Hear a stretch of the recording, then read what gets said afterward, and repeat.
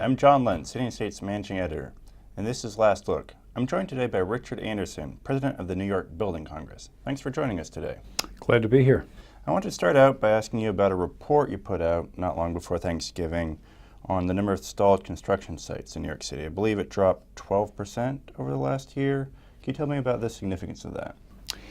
The city, since the Great Recession in 2009, has had more than 600, at one point it was more than 700 stalled projects. These are projects that have been started, foundations in the ground, or at least permits issued, and so they're ready to go, ready to be constructed, but they're not going forward.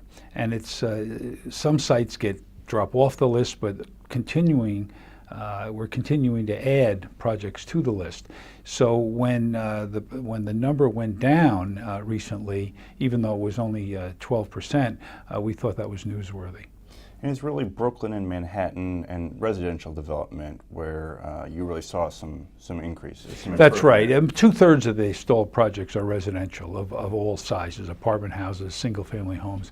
Around the 5 boroughs of New York City, but the greatest number of projects coming off the list were in Manhattan, because Manhattan is experiencing a construction boom.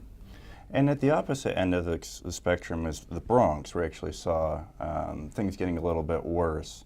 And the Bronx has long had economic problems. Is there anything you see that could be done to improve that market in the Bronx?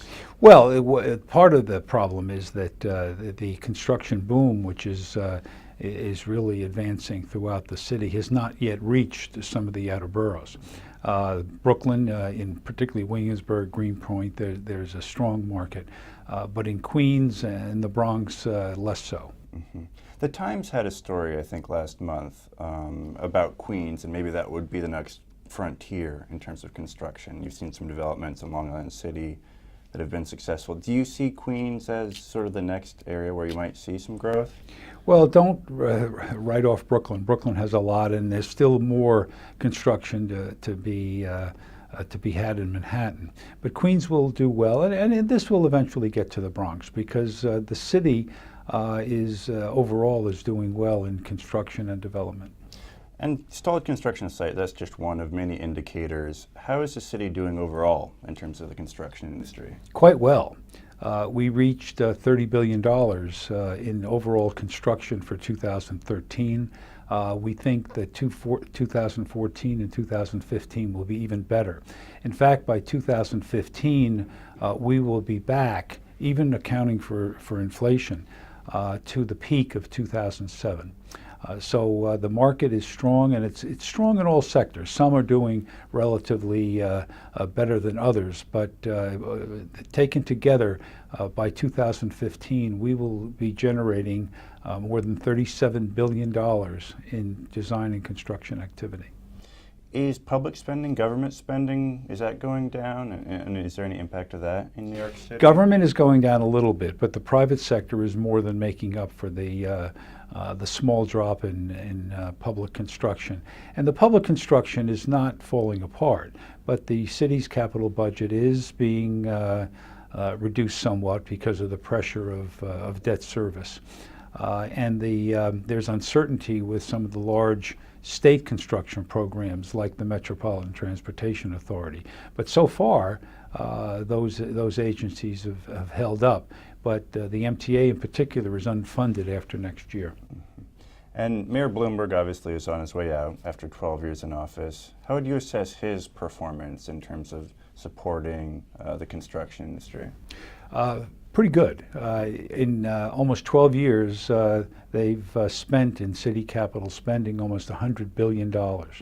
And he and his administration have spent money in capital areas where previous administrations spent almost nothing, such as parks. They created hundreds and hundreds of acres of new parks, invested in rebuilding existing parks. So this is, he said when he came in he would be a building mayor, and indeed he has been.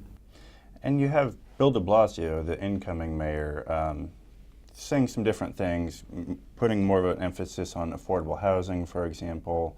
What do you expect from him in terms of how it'll affect the construction industry?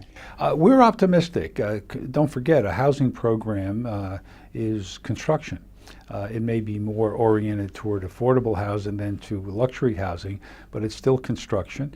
He is an education mayor. He's been a strong supporter of education, and the New York City School Construction Authority has invested heavily, almost $25 billion in 2 successive 5-year capital programs, and they're proposing another large capital program. So I think Bill de Blasio will be good for construction in New York City, although he may have different priorities from his predecessor. If he increases the requirements of affordable housing, say every major development has to have a certain amount of affordable housing, could that hurt the industry? Well, it's a big question mark. The 80-20 program, which only affects residential developers who opt to be part of it, it's not really slowed down projects, but they still need to be feasible on their own merits. But if you require an affordable component of any project, whether it matter what it is, this will be another issue for developers to consider. If the market continues to be strong, I think it may not slow down the market that much, but it is a question.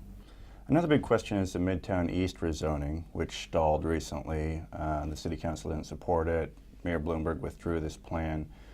How do you see that going forward, and how important would that rezoning be for the city, in your view? The Midtown East rezoning is very important if New York is going to be a global office center, which it aspires to be and which it has been. It needs new development areas. 94% of all office construction in New York City now is in only 2 places, Hudson Yards and the World Trade Center. We need other office centers, and where better than a point of high transportation access like Grand Central Terminal. So no, we're strongly in favor of it. It makes a lot of sense. It needs to be fine-tuned to adjust to some of the issues, some of the challenges.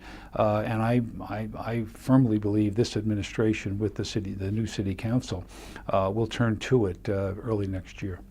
Richard Anderson, thanks for joining us today. Good. Thank you.